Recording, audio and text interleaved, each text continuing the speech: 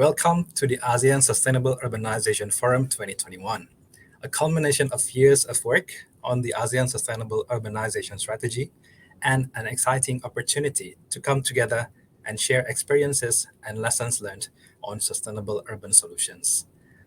This event is co-organized by ASEAN Lead Implementing Body for Sustainable Infrastructure, or LIPSI, ASEAN Secretariat, and UN Habitat. I am Diki Walat from the ASEAN Secretariat, and I will be your MC for today's opening session. To open the forum, we are joined by a distinguished group of key representatives from ASEAN and its partners, namely His Excellency Engineer Awang Haji Amir Hishamuddin Zakaria, LIPSI Chair and Permanent Secretary, Infrastructure, Housing and Professional of the Ministry of Development of Brunei Darussalam, His Excellency Dato Lim Jokoy, Secretary General of ASEAN, His Excellency Will Nankervis, Australian Ambassador to ASEAN, and Her Excellency Maimuna Muhammad Sharif, Executive Director of the UN Habitat. Without further ado, we will first hear from His Excellency Haji Amir Zakaria. Excellency, the screen is yours, please.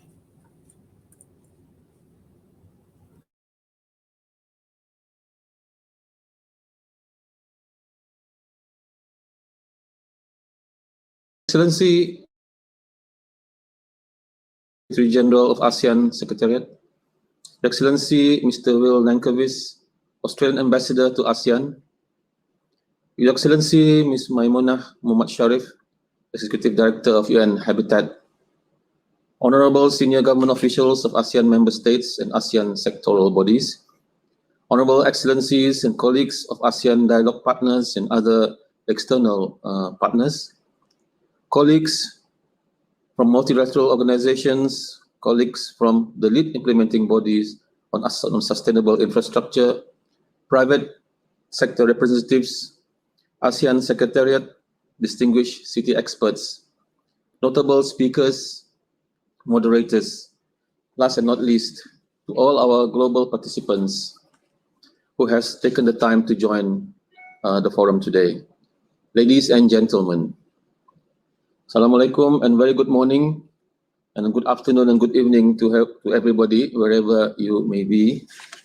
On behalf of our colleagues in the ASEAN lead implementing bodies for sustainable infrastructure, or LIPSI, under the Master Plan on ASEAN Connectivity 2025, it is our pleasure to welcome everybody to this ASEAN Sustainable Urbanization Forum, or ASUF, which forms part of the ASEAN Sustainable Urbanization Strategy, or Asus. Therefore, I'm very, very happy to be speaking to all of you at this important milestone event today. The ASEAN Sustainable Urbanization Forum is the first multi-stakeholder forum dedicated to promoting sustainable urbanization in the ASEAN region. This forum is highly anticipated deliverable from the Asus project, which is entitled Accelerating the Implementation of the ASEAN Sustainable Urbanization Strategy, a key initiative launched under the Master Plan on ASEAN Connectivity 2025, or Mpact 2025, under the guidance of the lead implementing body for sustainable infrastructure, LIPSI. We're really excited that this initiative is on track in terms of timeline, despite the many setbacks due to the COVID pandemic. Globally and also in the ASEAN region, people, businesses, and governments have been overwhelmed by the COVID pandemic. The lives and livelihoods of millions of people in the cities have been disrupted, including students who face uncertainties with their school learning, and women who now have more home responsibilities on top of their office work. The COVID pandemic has challenged our country's economy, our education system, our health system, our transportation system, and many more, and has exposed the weaknesses of our societies, especially in the big cities: inadequate social protection, weak public health systems, inadequate health coverage, structural inequalities, environmental degradation, and climate change. There's no better time than now to build back our cities better. stronger and with more resilience. We can overcome this challenge through a unified vision of coherent, coordinated, and comprehensive response. The framework of the ASEAN Sustainability Urbanization Strategy has identified 7 priority sub-areas of sustainable urbanization and 8 respective priority actions. The framework also provides toolkits that help cities to prioritize sub-areas and to develop high-quality or improve existing implementation plans for certain actions. Not only that, Asus will work closely with ASEAN city networks, such as the ASEAN Smart Cities Network, the ASEAN Sustainable Development Goals for the Frontrunner Cities Program, and various other city networks in ASEAN, such as those operating under the BIMYAGA and the ASEAN Indonesia, Malaysia, Thailand Growth Triangle.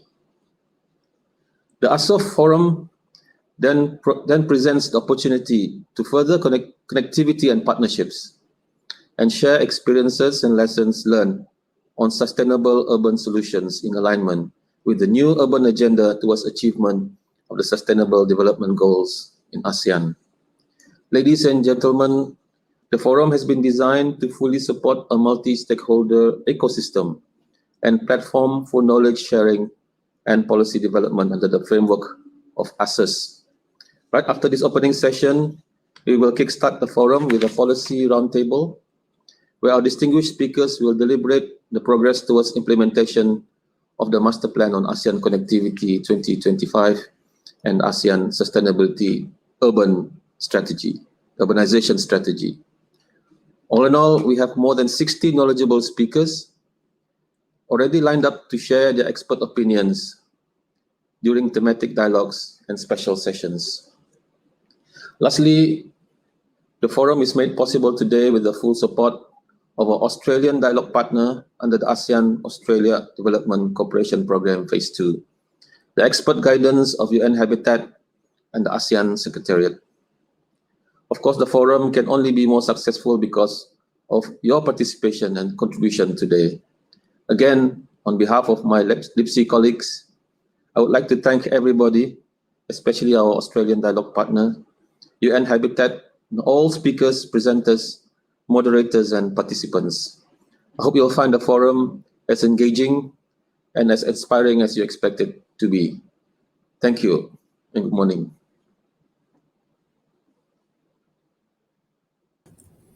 Thank you very much, Tuan Haji Amir Zakaria.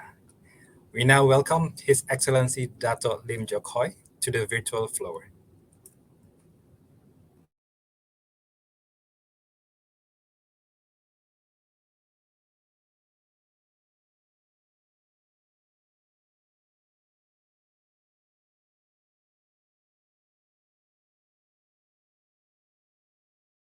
His Excellency Amir Hishamuddin Zakaria, Chair of the Lead Implementing Body of Sustainable Infrastructure, His Excellency Will Nankaris, Ambassador of Australia to ASEAN, Her Excellency Maimunah Muhammad Sharif, Executive Director of UN Habitats, Excellencies, ladies and gentlemen, good morning.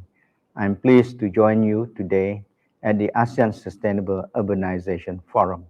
I congratulate the lead implementing body for sustainable infrastructure, particularly the chair, for convening this inaugural forum dedicated to advancing sustainable urbanization in the region. I also thank the ASEAN-Australia Development Cooperation Program, Phase 2, and UN Habitat, with whom we have enjoyed strong partnership and collaboration in putting this forum together. This forum is part of our efforts in accelerating the implementation of the ASEAN Sustainable Urbanization Strategy, or Asus. When Asus was being developed back in 2018, little did we know that a pandemic would change the world and the cities we live in. COVID-19 presents challenges not only in public sector, but also in our cities operate. This is where promoting sustainable urbanization in the region continues to be of paramount importance in our endeavor towards enhancing connectivity and achieving the ASEAN Community Vision 2025. The ASEAN Comprehensive Recovery Framework and its implementation plan adopted last year reaffirmed ASEAN's resolve to cooperate with various partners on urban matters towards supporting recovery and building resilience. Allow me to share with you a few thoughts on how we can work together to further efforts to advance sustainable urbanization in ASEAN. First, connecting cities across ASEAN through exchanges of knowledge and expertise can promote sustainable action and solution. Cities and their unique journeys, as well as varying capacity in managing urban challenges, provided opportunity for enhanced collaboration. During the development of Asus, it was found that many cities in ASEAN lack comprehensive long-term strategy to guide them in implementing their sustainable urbanization actions, or lack the capacity to develop financially viable proposal. As a result, we have developed the Asus toolkits, which city can use to prioritize their sustainable urbanization actions and undertake specific actions relevant to their unique context. On the next 3 days, this forum will host a diverse range of sessions that allow participants to engage in conversation with cities, partners, and experts on different assets, priority area, and action. I also pleased to note that various cities in ASEAN will be sharing their experiences in this forum on utilizing these toolkits in developing their action plans or projects proposal.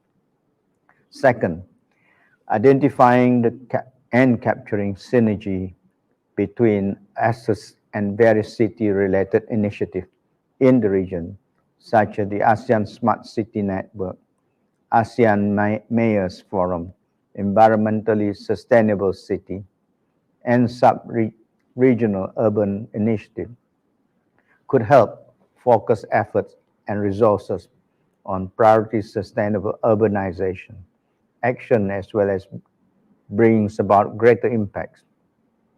We should explore opportunities for collaboration with various ASEAN sectoral bodies relevant to assess priority sub-areas. For example, in the sub-area water, waste and sanitation, as well as urban resilience, I encourage all of us to closely collaborate with ASEAN Working Group on Environmentally Sustainable City and ASEAN Working Group on Climate Change to further strengthen regional partnership in addressing this emerging issue. With the presence of the broad range of stakeholders at this forum, I see ample opportunities for ASEAN cities to embark on new collaborations and deliver their sustainable urbanization actions. Third, more emphasis should be placed on capacity building through partnership.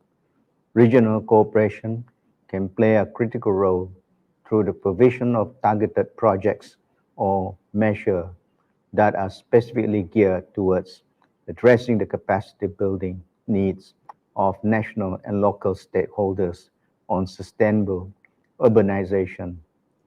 More long-term programmatic and sequencing approach to partnership in sustainable urbanization are crucial. Such partnership should be structured in a way that allows for a systematic handover of projects to the local partners to assure sustainability and scale up of successful interventions. Capacity building efforts should also aim for improved communication, collaboration and coordination between urban stakeholders across different levels of the government. Fourth, sustainable urbanization development should be inclusive as it requires people-centered approach. This is imperative in understanding the need of various stakeholders, particularly the vulnerable and marginalized groups. In this regard, I'm delighted that there will be a special session in this forum to discuss promotion of gender equality, disability, and social inclusion in cities. Social inclusiveness should be better integrated into the design and implementation of sustainable urbanization actions. Excellencies, ladies and gentlemen, the pandemic has increased the relevance of connectivity and sustainable urbanization in supporting social economics recovery and building a resilience in ASEAN. Our sustainable urbanization endeavor require sustained collaboration and dialogue between all levels of government, as well as the meaningful inclusion of local communities in the development and implementation process. I believe there is a vast repository of experience with different approaches, tools, and mechanisms in our local communities that we could encourage, leverage to strengthen sustainable urbanization in ASEAN. The ASEAN Sustainable Urbanization Forum, therefore, provides an important platform for ASEAN cities that connects with each other and with partners to learn from past success as well as experience. I look forward to your deliberation on advancing the implementation of sustainable urbanization, as well as fostering collaborative and constructive approaches across ASEAN. I wish you all a successful forum. Thank you very much.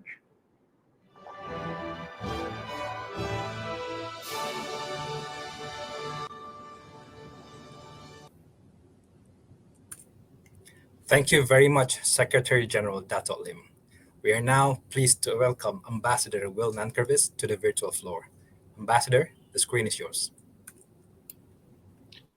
Thanks very much, Dickie, and it really is a great pleasure to be here with you all virtually this morning.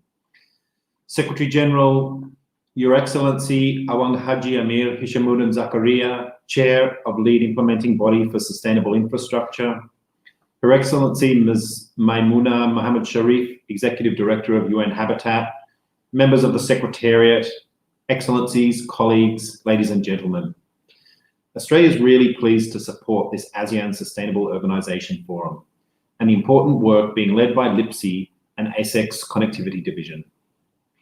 It's often observed that urbanisation is both the result of economic growth and a driver of such growth. There tend to be more opportunities for improving incomes in cities and a concentration of human capital and resources that allows for higher productivity.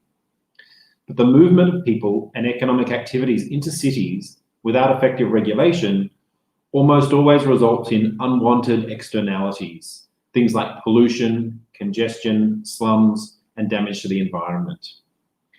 As UN Habitat has observed, cities are now where rapid improvements in socio-economic and environmental conditions are possible, and also where such transformation is most needed. Australia recognises the importance of sustainable urbanisation for the welfare and prosperity both of Australians and our ASEAN friends and neighbours. And we're making significant investments in support of this.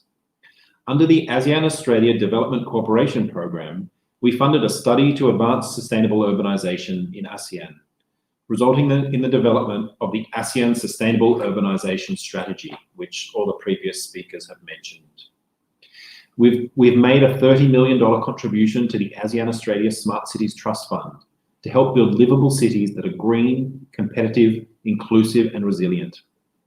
I'm delighted that Australia is now able to better support ASEAN partners with the implementation of their infrastructure-related sustainable urbanisation priorities through our new Regional Partnerships for Infrastructure program, or P4I. P4I can support ASEAN partners with specialist areas of policy and regulation, prioritization and planning, and procurement, as well as the cross-cutting priorities of gender equality, social inclusion, disaster risk reduction, and climate change. And through infrastructure advisory services, government partnerships, knowledge sharing, and networking. During the special session on financing opportunities for urban development on this Friday, a member of our P4I team and lead partner with EY, Ms. Lin To, will share her experience in helping governments across the region structure bankable urban infrastructure projects that are attractive to the private sector, and discuss practical examples of how P4I can help drive sustainable, inclusive urban infrastructure development. ASEAN's Sustainable Urbanisation Agenda, underpinned by the ASEAN Sustainable Urbanisation Strategy, is critical to achieving economic and socially equitable growth in the region. I particularly want to commend the organisers of this forum for incorporating the special session tomorrow on promoting gender equality, disabilities, and social inclusion in cities. And of course, the SG also mentioned that session in his opening remarks. This event can make a really important contribution to ASEAN's Sustainable Urbanisation Agenda, informing stakeholders how ASEAN cities can be best planned, governed, and provide services to their citizens. His Excellency Awang Haji Amir Hishamuddin Zakaria has outlined what you have ahead of you in this forum. Like him, I really encourage everyone participating over the next 3 days to use the forum to engage with the opportunities and challenges presented by urbanisation in ASEAN. My thanks go to the Connectivity Division of the ASEAN Secretariat, Director Lim and his team, and to the team from UN Habitat for their technical expertise. I wish you all a very successful, productive, and beneficial forum. Thank you very much.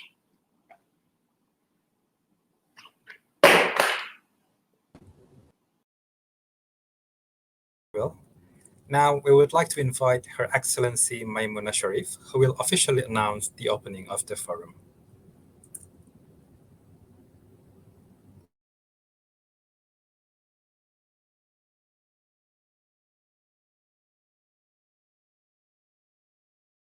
Excellencies, distinguished guests, colleagues, friends, ladies and gentlemen, I am delighted to share with all of you a few welcoming words in celebration of the opening of the ASEAN Sustainable Urbanisation Forum 2021. I would like to convey my best regards to the host, Datuk Lim Job Hui, the Secretary General of ASEAN, Engineer Awang Haji Amir Hishamuddin Zakaria, Chair of the lead implementing body for sustainable infrastructure, and the Government of Australia through the ASEAN-Australia Development Cooperation Programme Phase 2. I am also very grateful for the support of the ASEAN Secretariat's Connectivity Division, which has worked closely with UN Habitat to make this event possible. Having had the honor of serving as the Mayor of Penang and Seberang Perai, Malaysia, I have seen firsthand the urban transformations taking place in cities and across ASEAN. Urbanization in ASEAN member states is taking place across urban-rural continuum, from small and remote communities to capitals and megacities. Currently, more than half of the people in ASEAN live in urban areas, and an additional 70 million people are estimated to live in cities by 2025. This is equivalent to more than the current population of all capital cities in ASEAN. How we plan for, manage, and anticipate urbanization will shape development trajectories and the life of millions. To meet the needs of our environment and people, these cities must be supported and governed to be resilient, green, healthy, inclusive, and safe. It is encouraging to see the great efforts of ASEAN to support cities in achieving sustainable urbanization and harnessing their collective potential. ASEAN support helps the member states to achieve the SDGs by 2030, fulfill the contributions to the Paris Agreement, and implement the new urban agenda. The ASEAN Sustainable Urbanization Strategy, launched in 2018, is grounded on a strong understanding of the main regional urban trends and it presents the forward-looking perspective to guide cities towards an inclusive and prosperous development.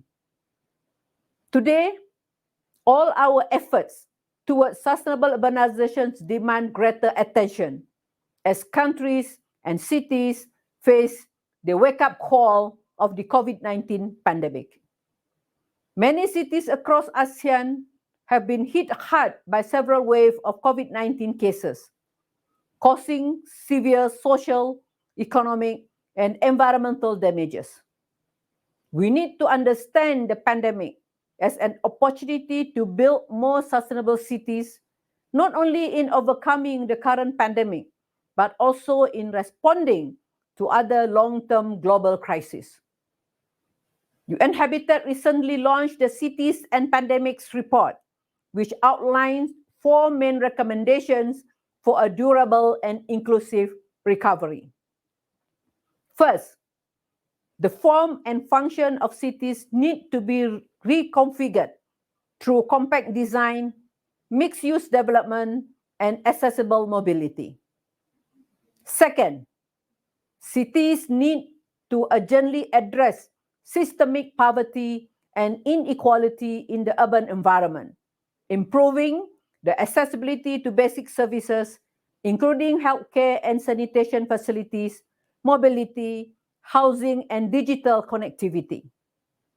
Third, towards a new normal of the urban economy, focusing on small and informal businesses as the most affected by the pandemic and improving a more digitalized and accessible economy. Fourth, cities and governments must adopt a holistic approach to urban development, strengthening multi-level governance and integrating sectoral solutions. Urbanization cannot be addressed in silos. UN Habitat stands ready to work in partnership with ASEAN member states to support the implementations of global, regional, and national agendas towards sustainable urban development and a better quality of life for all. The ASEAN Sustainable Urbanization Forum presents a timely opportunities for us to come together to further connectivity and partnership and to share experiences and lessons learned on sustainable urban solutions. The forum is a key event in our Urban October, which started on Monday with World Habitat Day and ends on 31st October with World Cities Day. Urban October 2021 is geared towards urban climate resilient and a carbon-free urban world. In June 2022, UN Habitat will host the 11th World Urban Forum in Poland under the theme of Transforming Our Cities for a Better Urban Future. I encourage all of you to engage in discussions and collaboration to shape a better urban future in ASEAN. I look forward to a continuing and even stronger collaboration with the ASEAN Secretariat. Thank you.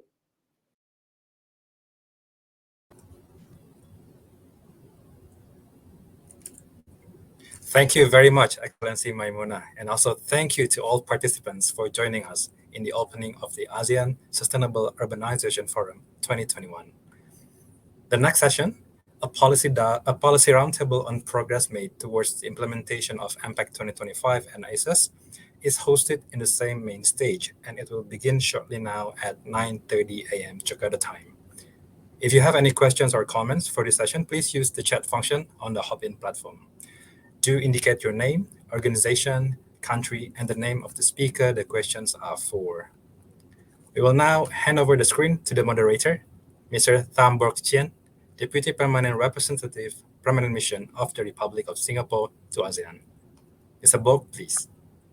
Thank you, Dicky. Thank you very much. Good morning, everybody. Good morning, participants and speakers. Welcome to this policy roundtable on the Asean Sustainable Urbanization Strategy and Mpact 2025.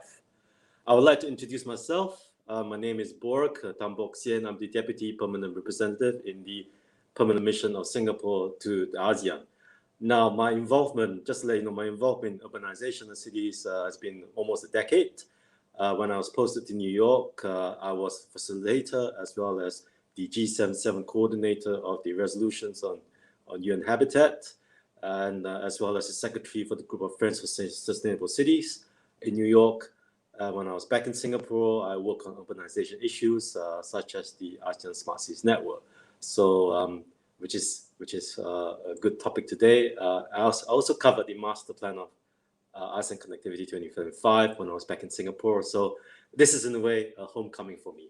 So today we're going to talk about, of course, Mpact 2025, which is a key framework that connects the region, bringing citizens, governments, and institutions closer together. We will hear from our esteemed speakers and panelists on the status and implementation of the ASEAN Sustainable Urbanization Strategy, or ASUS for acronym for short, as well as an initiative that's close to my heart, the ASEAN Smart Cities Network, or the Ascn, as ASEAN's key initiatives in advancing sustainable urbanization and smart urbanization development. Without further ado, I'd like to introduce all of you the agenda for today's session. The agenda is as follows. We will hear 3 experts to present brief presentations on the following topics. First, Mpact 2025 initiatives. Second, the ASEAN Sustainable Urbanization Strategy. And finally, the ASEAN Smart Cities Network. Following this, we will have a 30-minute panel discussion where we will pose specific questions to each of the experts joining the panel, asking them, among other questions, about their recommendations on how to accelerate the implementation of the ASUS towards advancing sustainable urbanization development in ASEAN. Without further ado, I'd like to introduce the speakers and panelists joining us today to present on Mpact 2025. The ASUS and the Ascn are as follows. Mr. Lim Tzu-Chien, the Director for ASEAN Connectivity Division. Dr. Fraser Thompson, the Director for Alpha Beta. Mr. Haji Haru Mohammed Dal bin Haji Abdul Karim, who is the Deputy Permanent Secretary for Information Communications in the Ministry of Transport and Info Communications, Brunei Darussalam. For the panel discussions, we will be joined by Mr. Amit Kumar, Deputy Secretary General and Regional Director for Southeast Asia, the ICLEI, as well as the Mr. Kazushi Horisawa, the UN Habitat Regional Representative, Regional Office for Asia and the Pacific.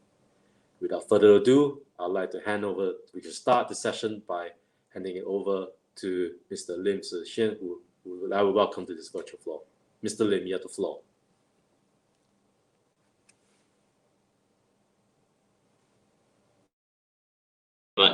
Bo. Thank you very much, Bo, for the kind introduction. Good morning, Excellencies and friends. My presentation today will cover the progress and challenges in implementing the Master Plan on ASEAN Connectivity 2025, or Mpact 2025, and I will also touch briefly on the ASEAN Sustainable Urbanization Strategy. Can we go to the slides, please?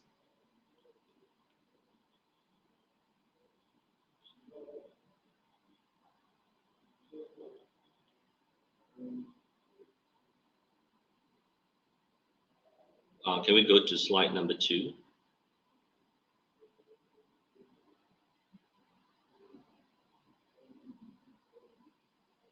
Next, please.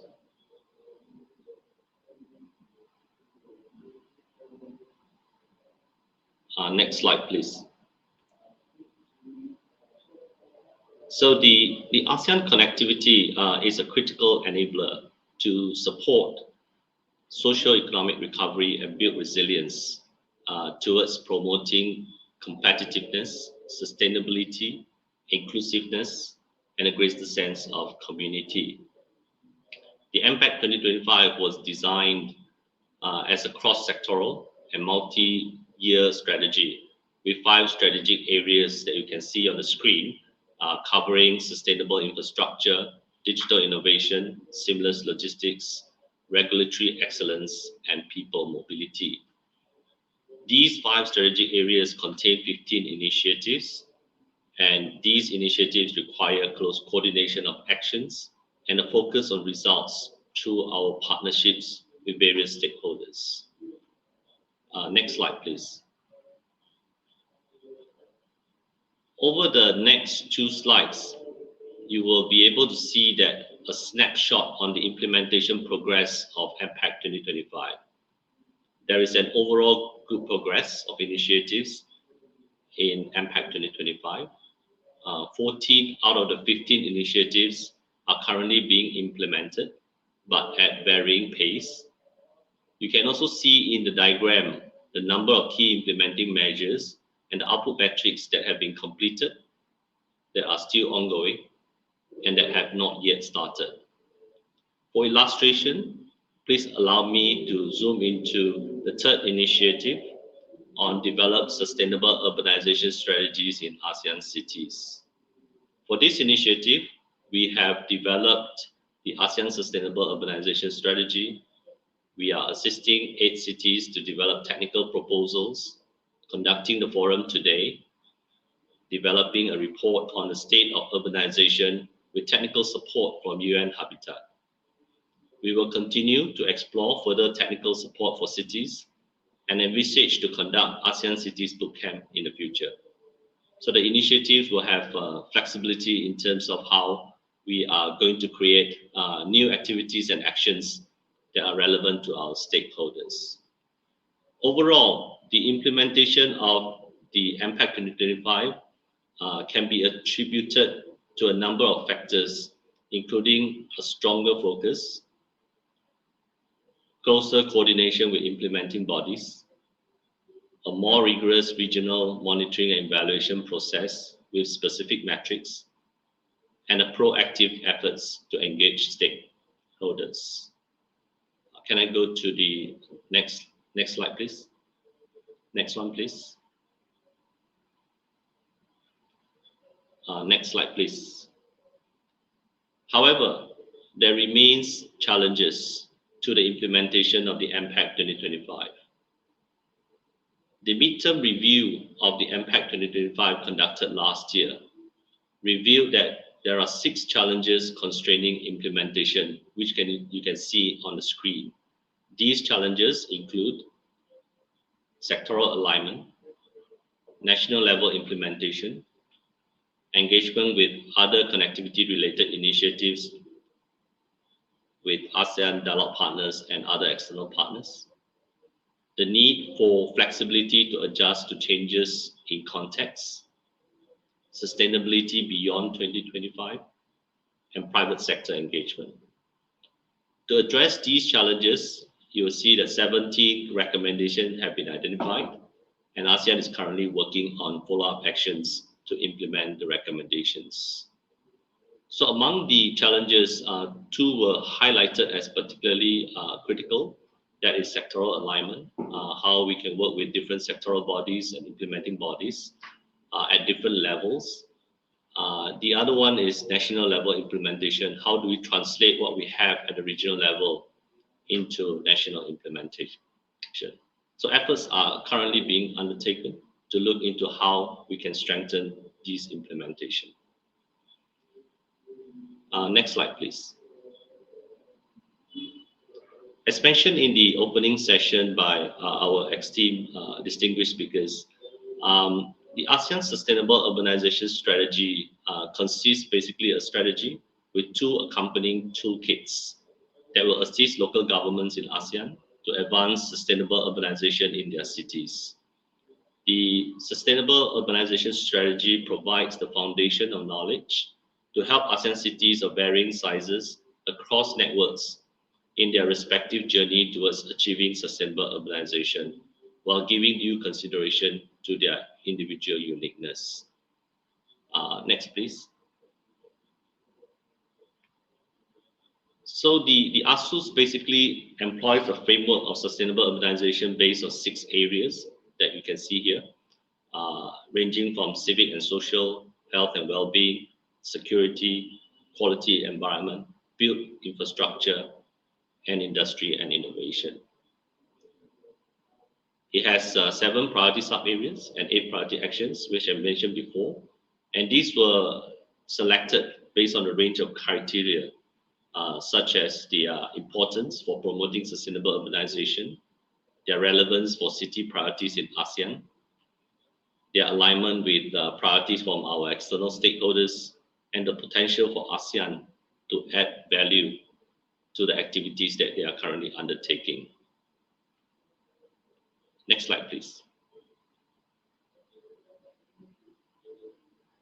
So since the launch of the ASEAN Sustainable Urbanization Strategy in 2018, ASEAN has reached out to cities, and we have received expression of interest from 30 cities across the region. Most of the cities are keen to undertake priority actions related to different areas, in particular climate change, such as actions related to solid waste management. Next slide, please. For us to deliver the different initiatives under the master plan, partnership is particularly key. So in this case, it is particularly important for us in delivering sustainable urbanization. We have worked with GIZ and Alpha Beta in developing action concepts for 8 cities, namely Luang Prabang, Sumner, Bagan Nyantu, Hantua Jaya, Kota Kinabalu, Seberang Perai, Kanto, and Dalat. We are currently collaborating with the ASEAN Australia Development Cooperation Programme Phase 2 and UN Habitat to undertake city diagnostic and develop technical proposals for 8 cities, namely Cap City, Tomohon, Quezon, Shah Alam, Mandalay, General Santos, Hat Yai, and Sabah.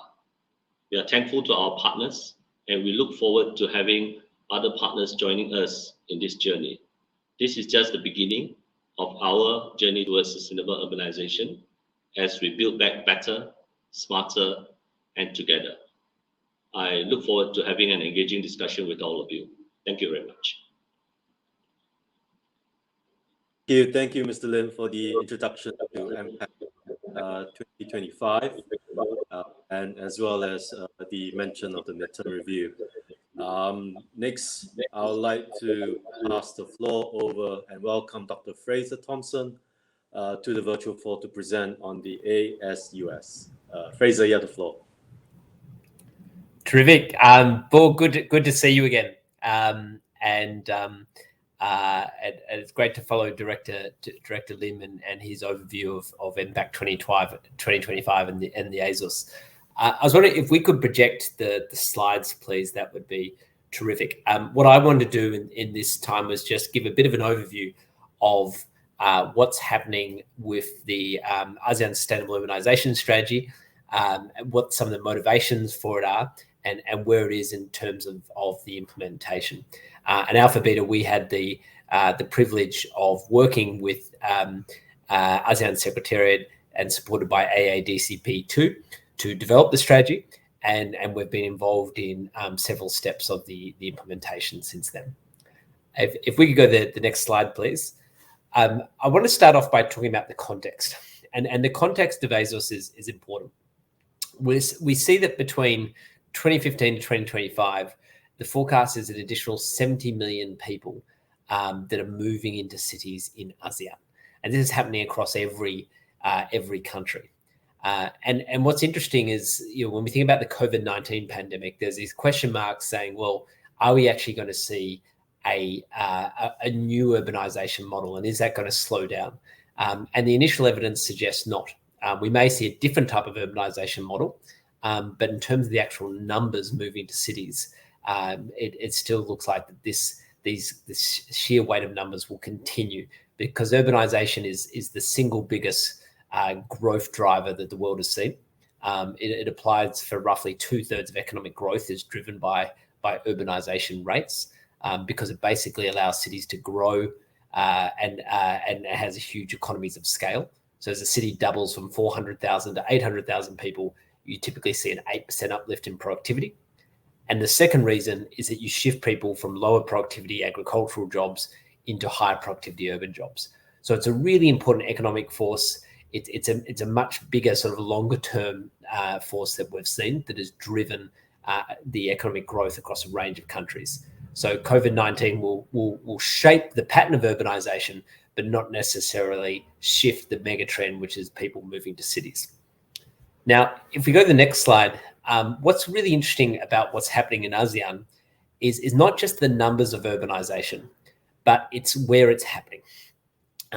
We typically, when we think of urbanisation, we think of the mega cities. We think of the Jakartas, the Bangkoks, the Manilas, etc. And whilst they're continuing to grow, it's really the next level down where we're seeing some of the most dynamic growth. And this is particularly in the small middleweights and the large middleweights cities. So anywhere from 500,000 people to up to 5 million. And many of these cities outside the region are not particularly well known, but they're the real growth drivers in ASEAN. And this analysis here just looks at some of the GDP growth rates. And you see the large middleweights are the ones with the highest, strongest growth rates that we've seen over the last 5 years, and increasingly becoming a bigger part of the ASEAN growth story. And when you unpick that and understand why they're growing, there's a few different reasons. Some of them are growing because they're strategically located along key trade routes. And as trade has expanded, that has helped their growth. Now, COVID-19 is sort of a speed bump in the road rather than something that's longer term going to shift that. The second is that they're developing their own significant consuming class in their own right, and that is driving growth. So there's a longer term fundamental things that we think are sustainable that will mean this middleweight story becomes really important. And the relevance of this for the sustainable urbanisation strategy is that a lot of these cities are at key inflection points about how they decide their urbanisation model.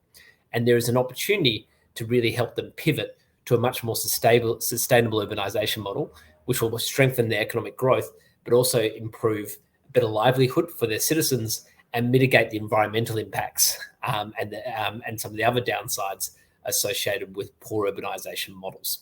So it's really just important to emphasise that we are at a really strategic point right now, particularly with these middleweight cities, in strengthening their growth patterns. That's not to say that we can't influence, obviously, the mega cities, and there's a lot that can be done here, but particularly this level is going to be of crucial importance. If we go to the next slide, please. We did a survey of cities just to understand with city leaders what are some of their biggest challenges. And these were surveys we did with some of those workshops that Director Lim mentioned earlier, where we had a range of city leaders that came together. And what was interesting, you see here the top barrier. So accessing financing, not surprisingly, is a big challenge. The second one, you see developing a robust strategy to support implementation as the second biggest challenge. And that's really where the ASOS is targeting, is to help these cities develop really robust strategic plans. And the importance of that is it actually helps with accessing financing. It helps with some of the other barriers that are mentioned there as well. And so that's really where we saw the key bottleneck. If we can support that kind of technical analysis that allows city to develop really strong and robust strategic plans to help prioritize where they focus and then how they implement those areas, that become a real breakthrough in terms of shifting this pattern of urbanisation. If we go to the next slide, the Director Lim also already mentioned about the sustainable urbanisation strategy. I think it's worth mentioning it's got two components. It's got the main report, which is around assessing the trends impacting urbanisation, taking stock of the existing actions, and identifying priority opportunities. And then there's a second bit, which is the appendix. And now the appendix is not, I guess, the one that got picked up in terms of the main report launch, but it's actually probably the most important part of the document in terms of the legacy of this. And the appendix has a series of toolkits that basically helps cities develop their own strategic action plans. And this was done with great level of engagement with cities to make sure it was practical for what they needed, input from a range of experts in each of the areas, and to make it really, really feasible. So, for example, with waste management, we talked to a range of waste management experts and really understood what are the key components that make for a successful implementation plan. And these toolkits are really where we think is some of the most exciting opportunities to drive growth. And what we have been doing in some of the workshops already that Director Lim referred to is we've actually been doing hands-on workshops with city leaders to use the toolkits and help them develop robust strategies. And for me, it was really satisfying to see the quality of the proposals, how they improved in a very short time. So you often have city leaders who have really good ideas of what they need, but don't often know exactly how to join the dots to develop that into a real concept plan that they can then take to engage financing, to engage central government to get this to the next step.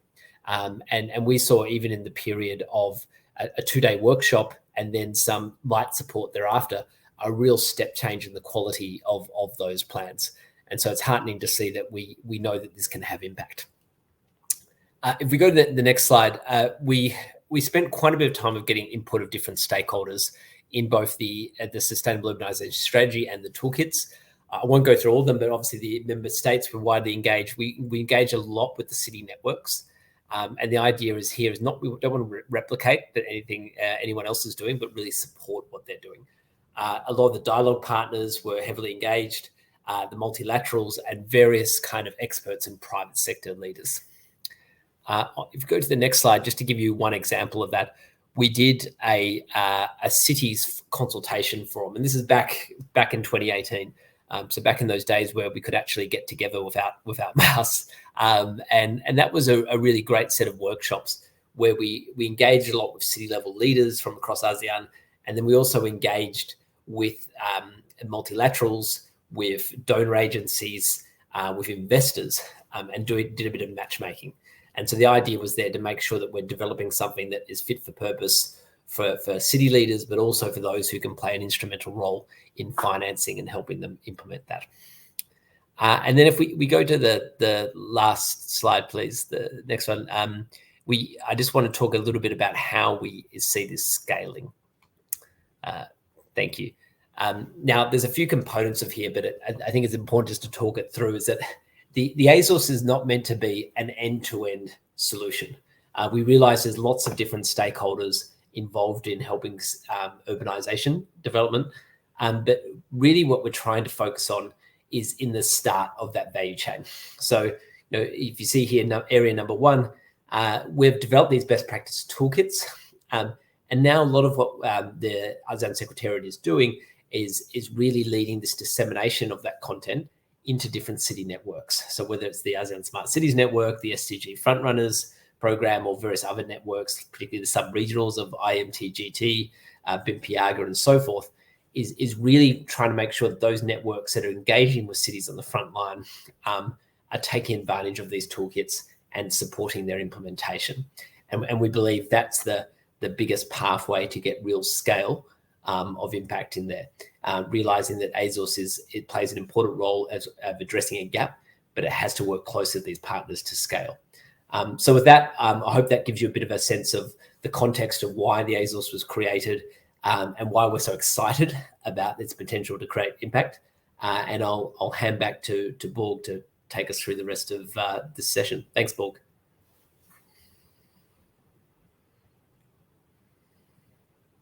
Very intensely on some of the sort of events that we organized in Singapore. Thank you very much. And it's great.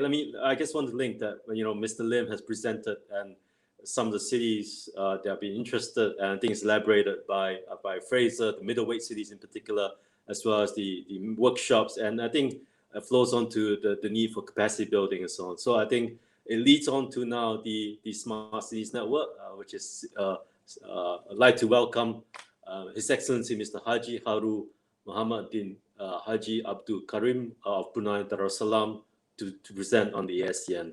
Excellency, you have the floor.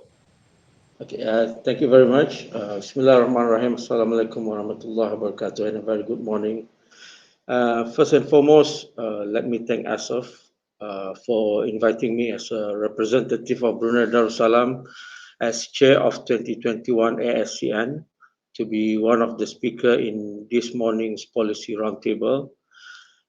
This morning, I will be sharing on the background of ASEAN Smart Cities Network, their main focus areas, and also the achievement so far. Next slide, please.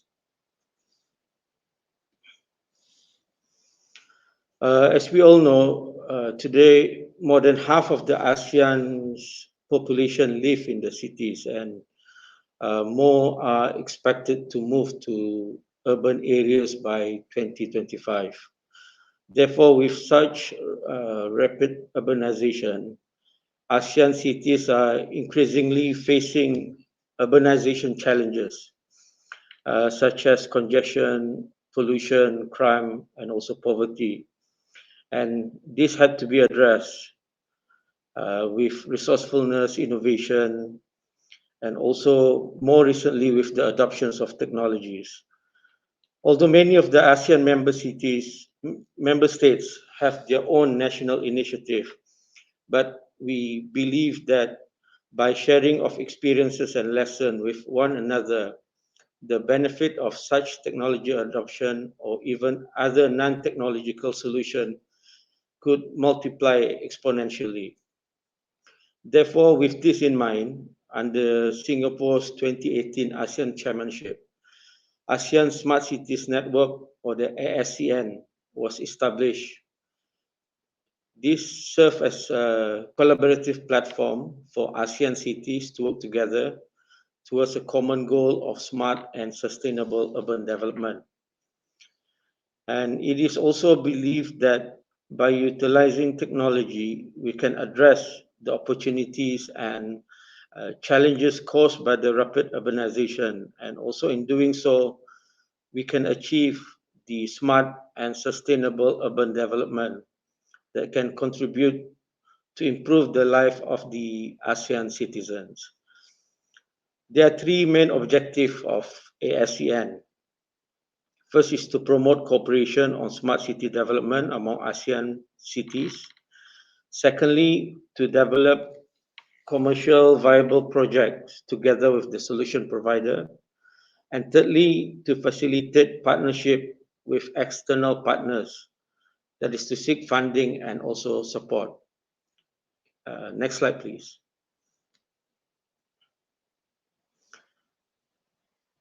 The ASEAN comprises of 26 diverse cities, and this includes capitals from the 10 ASEAN member states who were nominated by the respective national governments. And each city is represented by the smart city officer who oversees the city smart and sustainable development. And also there's a national representative, which is the SOM level official overseeing the overall smart and sustainable development for each ASEAN member states. Although ASEAN is a regional platform, its reach has always been intended to be global. Therefore, one of the ASEAN's aim is to find a suitable collaborators among the government, businesses, and financial institutions globally by leveraging on the ASEAN's existing network in order to establish a mutually beneficial partnership. Next slide.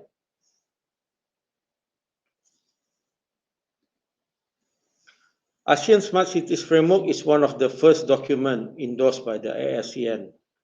And this framework actually serves as a non-binding guide for the development of smart cities in ASEAN, outlining the strategic outcomes, the urban system, and also focus areas and enablers.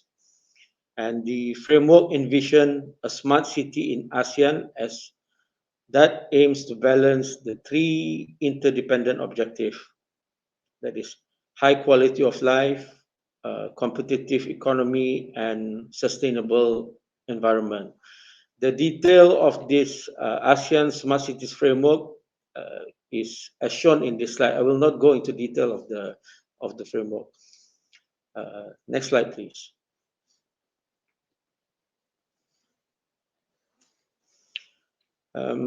Each year, Ascn proposes several key deliverables, which include initiative, activities, and even documents.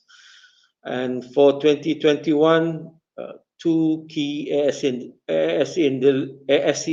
deliverables are the concept note on Ascn online portal and also the concept note on ASEAN Smart Cities Investment Toolkit, which have been endorsed in the last Ascn meeting last September.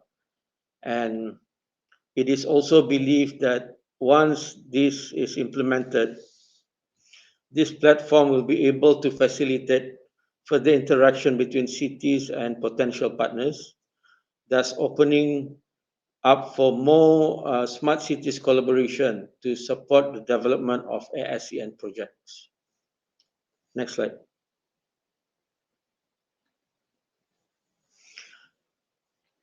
In terms of the progress to date, there are 65 projects that have been identified under Ascn Smart City Action Plan, which is an increase from the initial number of 53 in 2018. And despite the current COVID-19 situation, the Ascn projects have continued to progress well, where around 72% of the projects are currently ongoing, with the remaining 28% in the planning stage.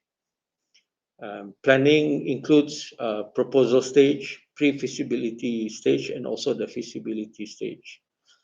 The popularity and relevance of the Ascn is also apparent through the increase in the number of Ascn partnership, where the list is currently numbered at 48. Next slide.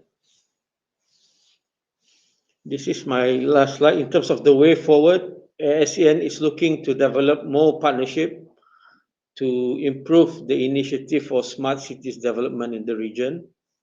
However, the development and achieving smart cities and sustainable urbanization are understandably not very easy, as each city is very different. And it is also important for us to understand their specific challenges, impacts, and also the priorities beforehand. Therefore, it is why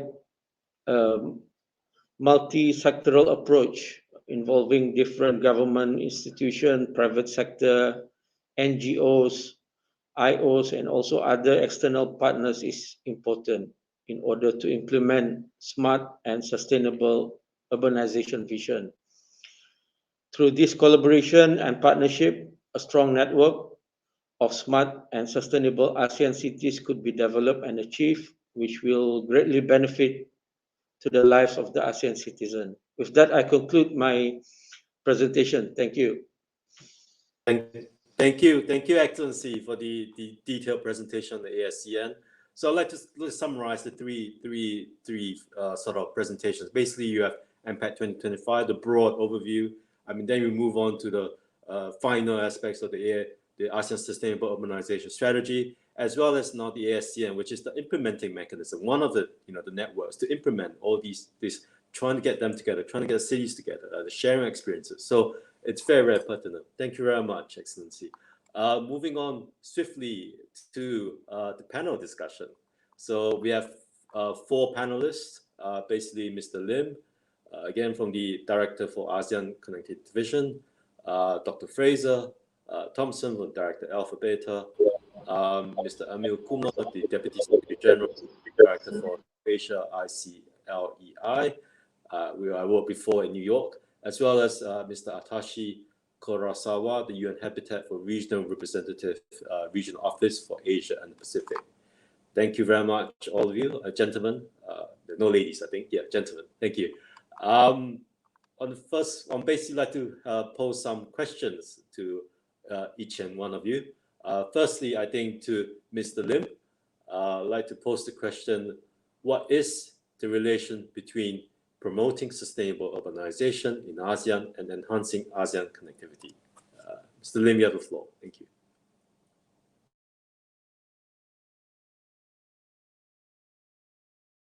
Bo. Thank you very much, Bob, for the question. I see three linkages between promoting sustainable urbanization and ASEAN connectivity. First, ASEAN can only realize ASEAN connectivity if cities are able to respond effectively to the challenges of urbanization. So, for example, tackling traffic congestion is essential to supporting connectivity of people, goods, and services. The second part will be connecting urban areas can also strengthen regional production networks and promote inclusive growth. This is where connectivity as a critical enabler can help to promote infrastructure investment and also expand production and distribution network in ASEAN. As you can see in Mpact 2025, we have strategic areas related to sustainable infrastructure and also seamless logistics. So they can actually mutually reinforce each other in terms of creating a seamless region. The third part will be related to ASEAN cities have evolved differently and at different pace. So there is an opportunity to connect cities to leverage on each other's comparative advantages and experiences to overcome the challenges of urbanization. I think a forum like today and many other platforms that ASEAN provides will be useful to connect these cities to enhance their effort to coordinate and develop their own customized urbanization strategy. So this is the 3 points that I see how urbanization, sustainable urbanization can be strengthened and linked to the connectivity agenda. Thank you, Bob. Thank you, Mr. Lim. I guess there is a connection. Sustainable infrastructure, like the pipeline, as you mentioned, the seamless logistics, everything is sort of linked together, and that's why it's so interesting. For Dr. Fraser, I'd like to pose the question: how does the ASUS support the various city networks in ASEAN? Fraser. Thanks, Borg. So, as I mentioned earlier, the idea of Asus is not to be an end-to-end solution, because we realize that there's lots of different players in the city's value chain that are playing really important roles. I guess where we're trying to add benefit is that all of those city networks need access to really good content, and content in terms of really practical toolkits that they can support cities in rolling out the implementation. And that's really the role of ASUS is sort of providing the content, and then really engaging closely with those different city networks, including the ASEAN Smart Cities Network, to make sure that cities can take advantage of that. And so the strategy, when it was done, was really only the first step in the journey.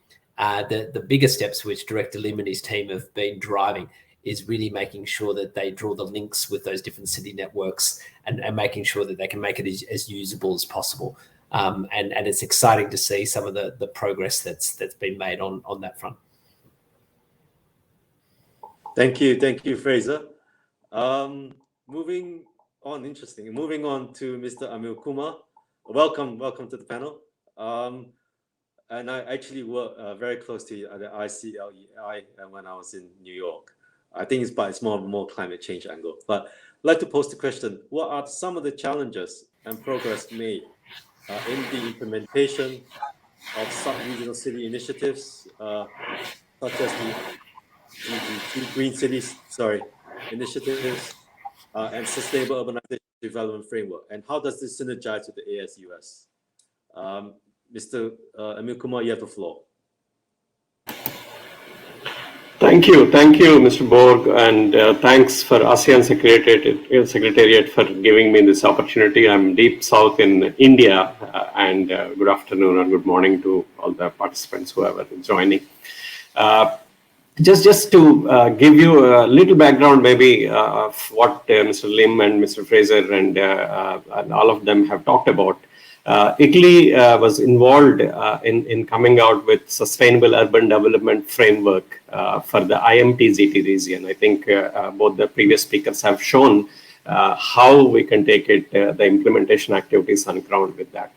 The Sustainable Urban Development Framework is in addition to the Green Cities Action Plan, which has been developed in few cities, 3 of the cities in the IMT-GT region, supported by the Asian Development Bank and implemented in cities in all the 3 regions. So this particular framework, when we have designed, we kept in mind how can we implement actions on ground. I think that is one thing which we have.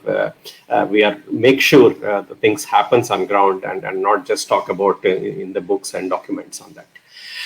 So we are so happy that the SUDF framework, Sustainable Urban Development Framework, has been approved by the 12th IMT-GT Summit in 2019, which has actually an endorsement by all the 3 the top leaders of the Indonesia, Malaysia, Thailand, this thing. And then I was also listening to the previous speakers. What we have done there is that we actually invited the cities, we invited the provinces to tell us what they want. It's not that the other way always like, okay, I have this project or I want to do this particular thing on that.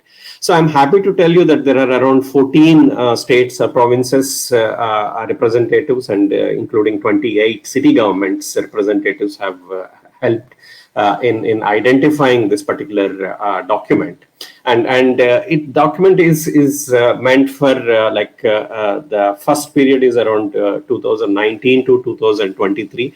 Unfortunately, we have lost last 1 or 2 years due to the COVID, and the next target is 2036 on that. I'm sorry, I'm just giving you a little background maybe before I come and answer your point. And what it happens about this SUDF is it's really mainly looked into the climate change activities and also the sustainable and urban development goals, SDG goals, which have come out by these 3 national governments, which included in this particular document, so that any city is implementing in line with the NDCs of each government and also SDGs of each government on that. And then this document gives you around the impacts, like if they implement, it comes to around 30 million trees planted in a year, or it's around 6 million tons of carbon emissions can be reduced. And it also gives you come out with a PIN documents, the project information documents, what we have prepared, or I can call them even like a low-hanging fruits, what can be implemented. And it is worth around $16.93 billion on that.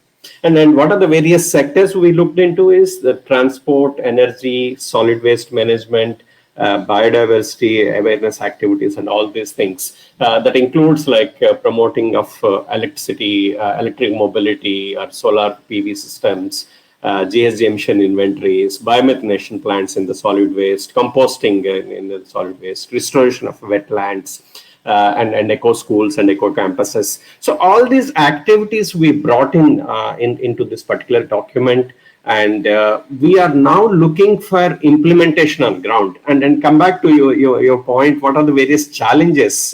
I see that when we started this document, as I said, that we have asked the cities, what do you want us to help them out actually? So that is clearly now mentions that this is the city, this is the project, this is what the city wants it.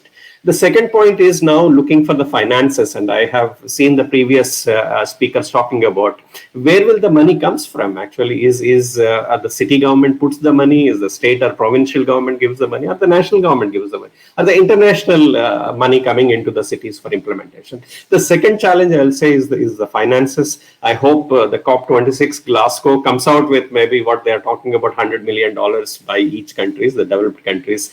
The money is available for the cities for the implementation. And then the third challenge is what is the best practices available? And I have seen the previous speakers talking about, yes, there is a best practice available for each of these activities in our neighborhoods only. You don't need to go to maybe Europe or somewhere else, actually, either in ASEAN countries or in the South Asian countries. In the Asia Pacific region itself, there are all the best practice available on that.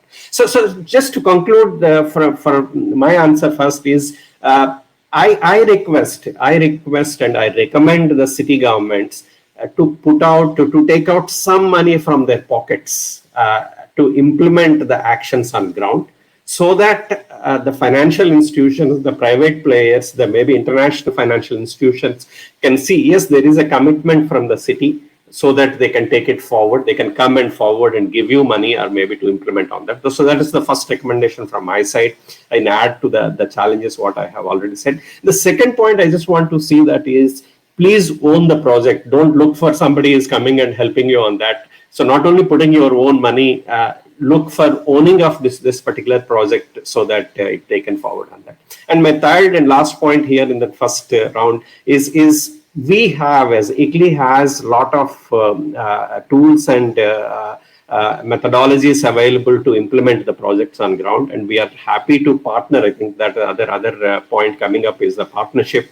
And ICLEI, I have seen in Fraser's one of the slides, ICLEI is also mentioned there. So we are happy to provide you these platforms. We are happy to provide you these tools and methodologies, and so that the cities can take it forward and implement. And sorry for my long answer, but I think this is what I'm planning to say. Thank you.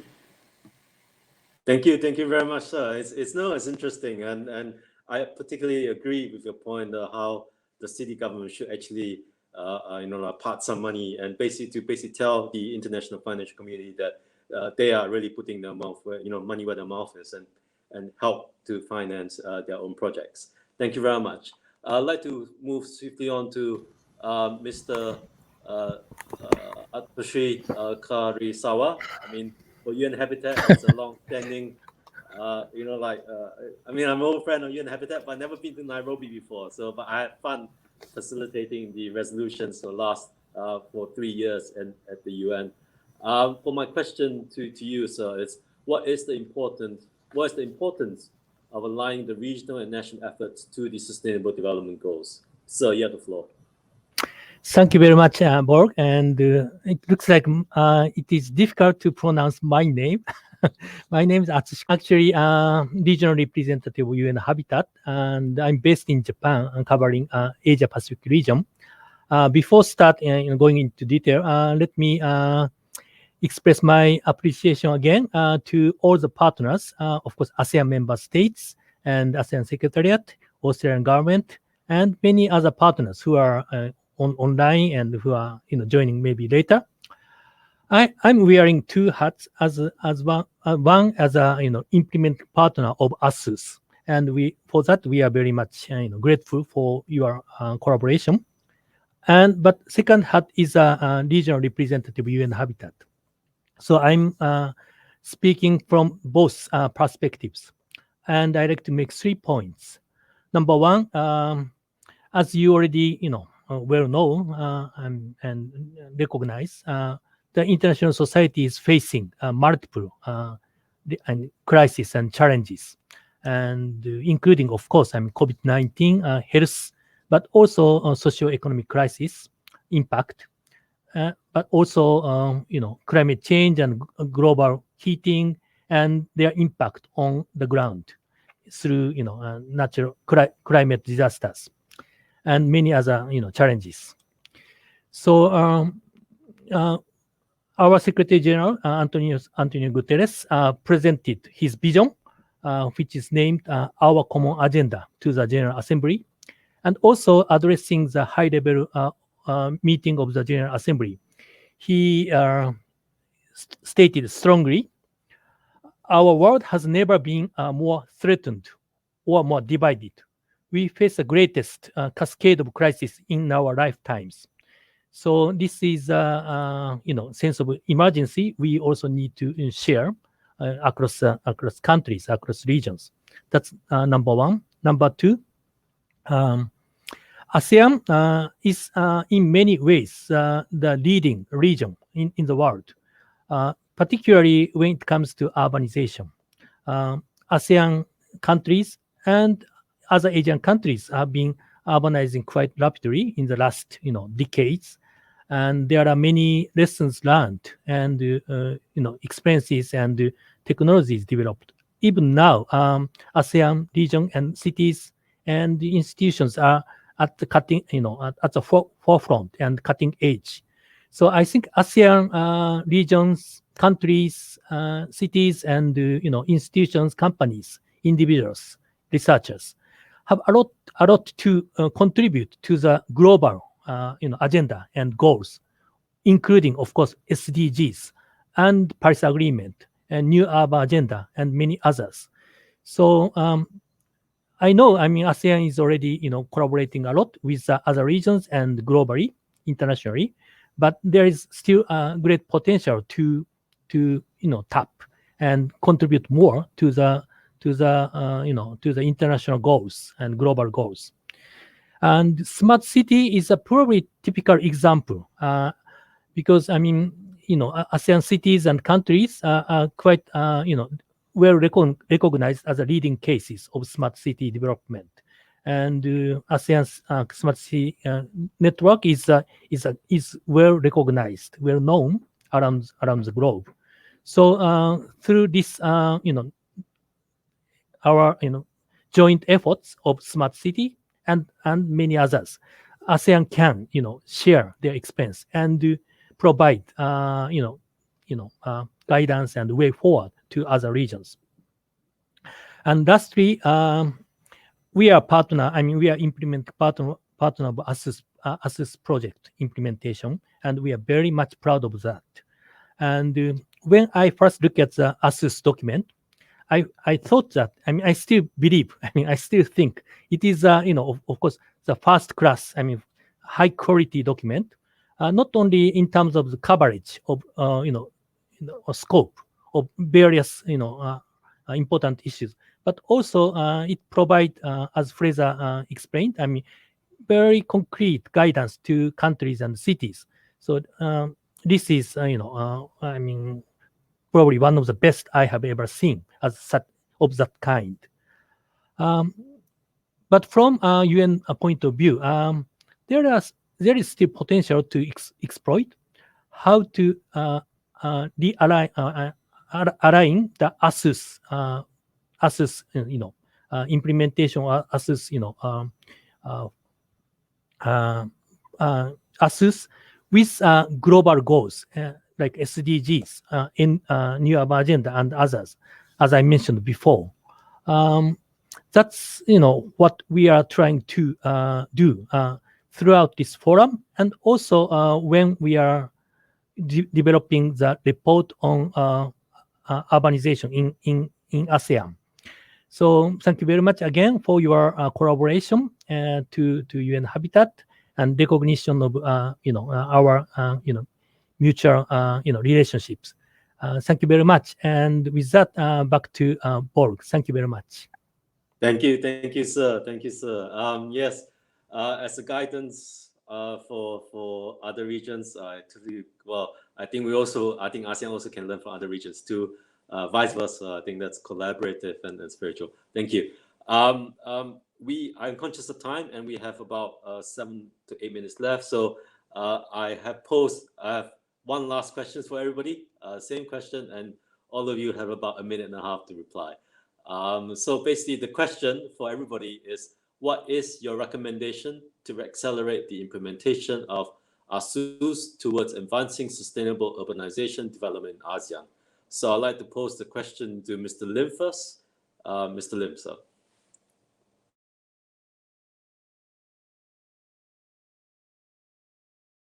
I think one of the essentials of sustainable urbanization is to plan constantly to improve community at all levels.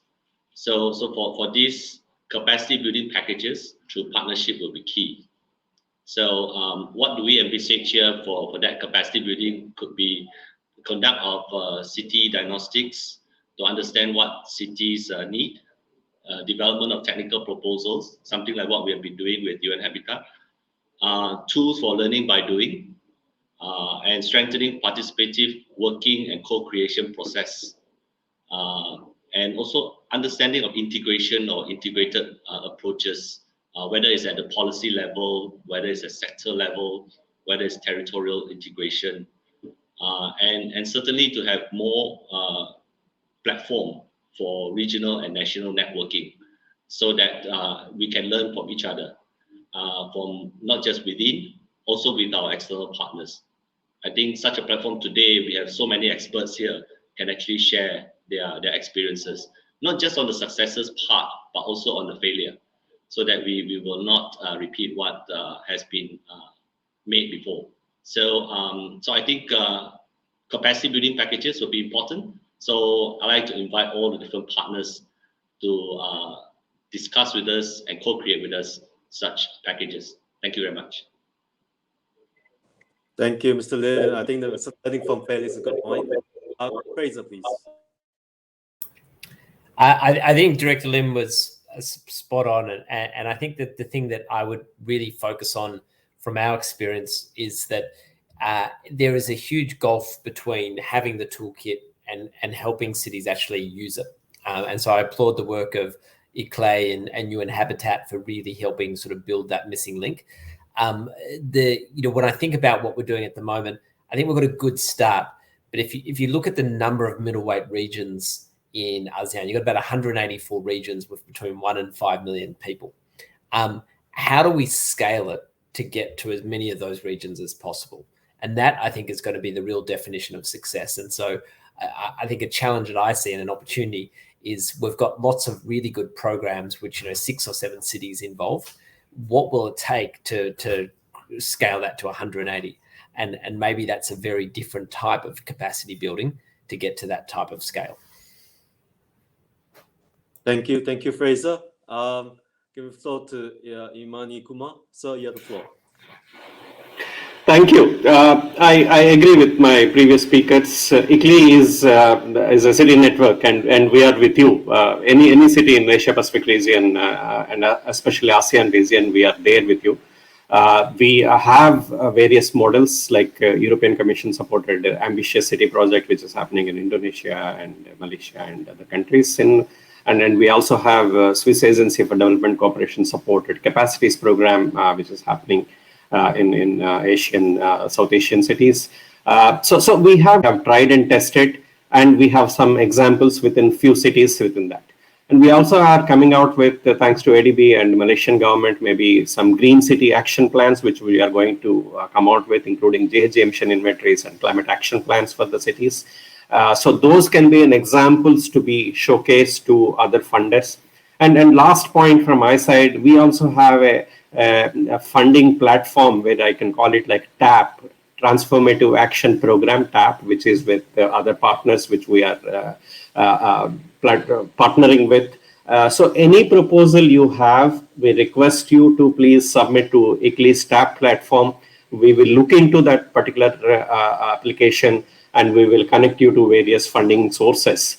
At this point, I also want to tell that I don't have money, we don't have money, ICLEI don't have money, but we will connect you to various funding sources, and we are happy to go ahead and implement on that. So we are there with you, all the cities. Please come back to us if you need any help from us. Thank you. Thank you, sir. And lastly, I'd like to give the floor to Mr. Atsushi Kurosawa. Sir, you have the floor. I think your pronunciation is improving.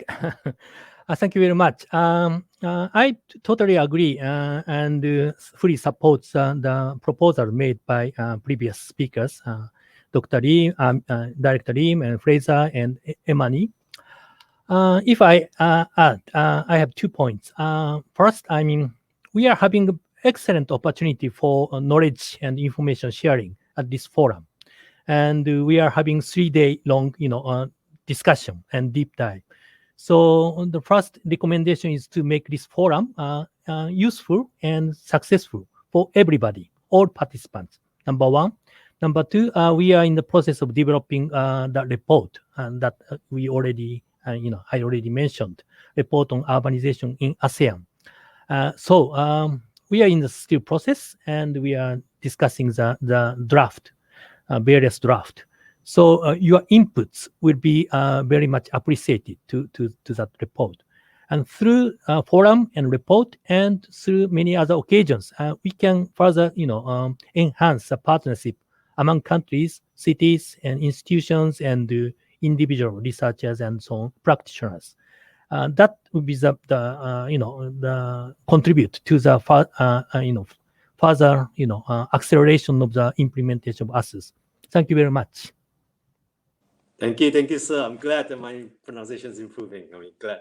Thank you so much. And to sum up, I have been given the very difficult task of summing up such a rich discussion, and I probably have only about a minute to do so, and that will not do justice. But I'll attempt to do so by saying that, look, I think the recommendation is basically to plan constantly. And to do that, you have more capacity building, working with different partnerships, looking at different partners, to scale up, as I think Fraser was saying, to scale up the implementation, and basically, and also to use various platforms like the one that ICLEI has, as well as to learn, and basically, and that's why we look forward to the report from the UN Habitat on the urbanization in ASEAN. So I think that summarizes the recommendation from the panel.